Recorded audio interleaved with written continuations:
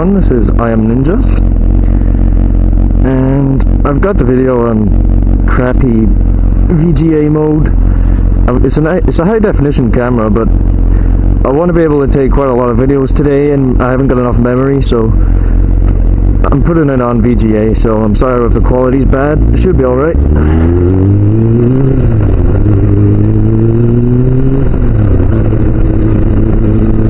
I'm just on my way to work right now.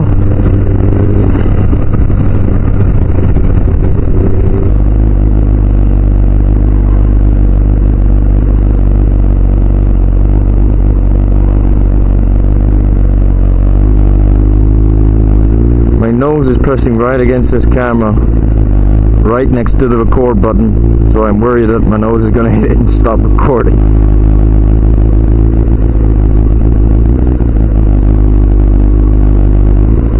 Another thing that nearly happened last night, I tried to take a video last night to test how good the video was at night time, because it's a brand new camera, and I got stopped by the police. They didn't see the camera, luckily, so because I managed to hide it before.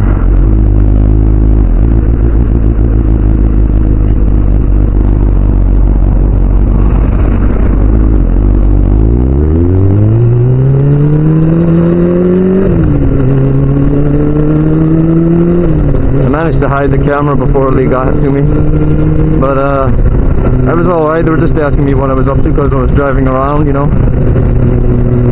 I suppose I did look a little bit suspicious.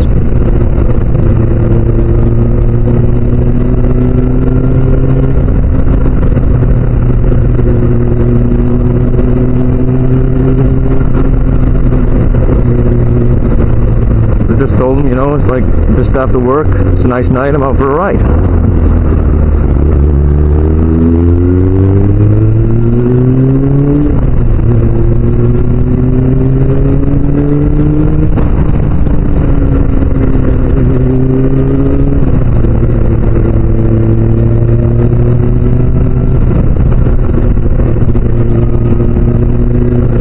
So yeah, this is me now. I'm leaving Rant now, heading out into the country roads. I'll do a couple of my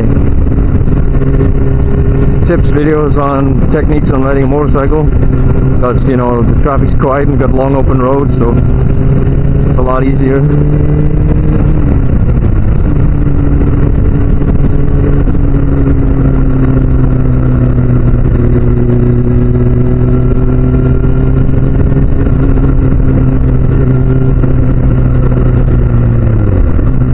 I must say, for anyone that's looking to get into vlogging like I am, this is my first proper vlog, that I really recommend the Kodak ZI6 or Z6. I think the I is silent. It's a high definition camera and it's slimline, so it fits inside your helmet. It depends what kind of helmet you got. Like the helmet I'm using right now is it's not a very good helmet, you know. It's just one of my spares. It's the wrong color as well. Like, my bike's green, my leathers are green, this is red.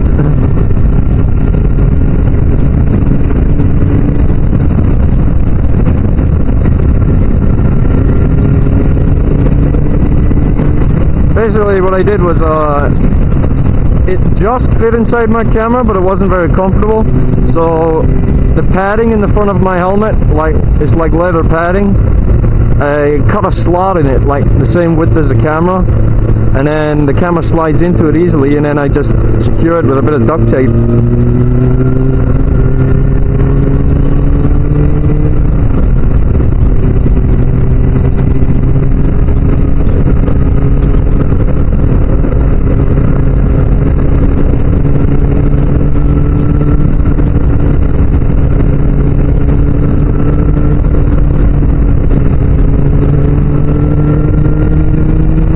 One thing I might as well talk about, because I know YouTube has a shitty 10-minute upload limit, and most of my videos are more than 10 minutes, but, you know, I end up having to cut them into parts.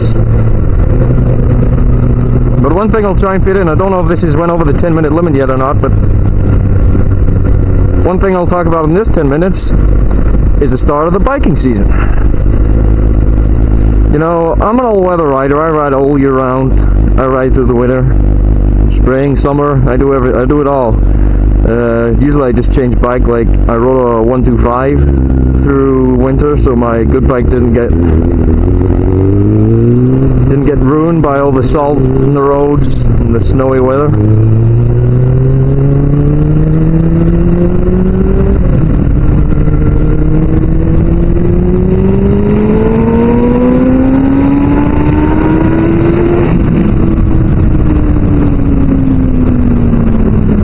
Sometimes you just can't help yourself.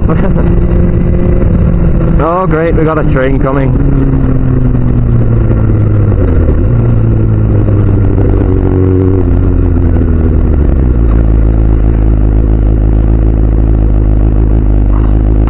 Yeah, so the start of the biking season, you know, all the bikers are starting to come out now, like it's springtime.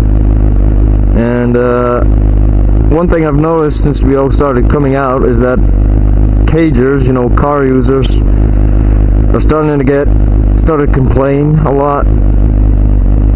Like they think we're a public nuisance, that we're dangerous. Ooh, we're dangerous.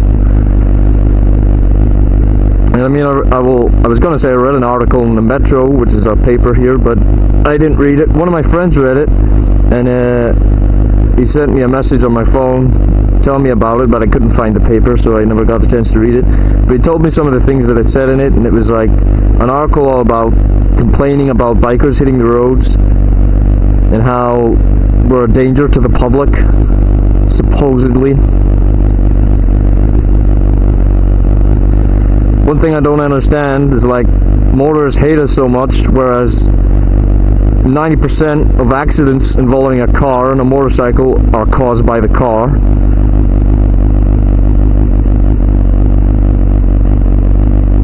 Reason being is they get comfortable and overconfident inside their little metal cocoon that mirror checks and blind spot checks just go right out the window.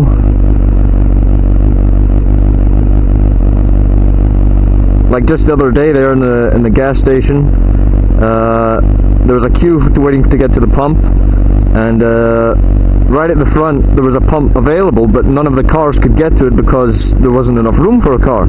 But there was enough room for a bike, so I slowly went to filter to the front to go to the pump at the front, and the car that was in the pump behind it, the guy got in his car and just drove away without even looking. It just assumed because he was in a petrol station that no cars would be coming. But you never assume on the roads, you never assume anything. So I was going for this pump and this guy pulls away, just doesn't even look at all. He doesn't even look next to him, or he hardly even looks in front of him, man. He just gets in the car and pulls away. And these guys must think I'm nuts, man. I'm sitting waving my hands around.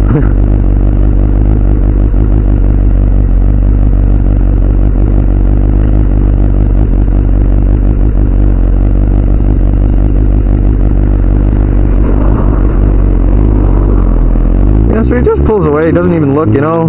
I'm just a bike, I'm insignificant. And then as soon as he brakes suddenly, right, just because like he notices at the last second that I'm in front of him, and he opens his window and he starts shouting abuse at me, you know.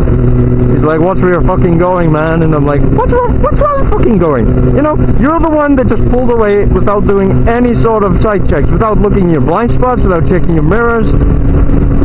I would say without indicating, but you don't really need to indicate in a gas station. But the least he could have did was look before he pulls away. But no, that's too complicated for car drivers. Looking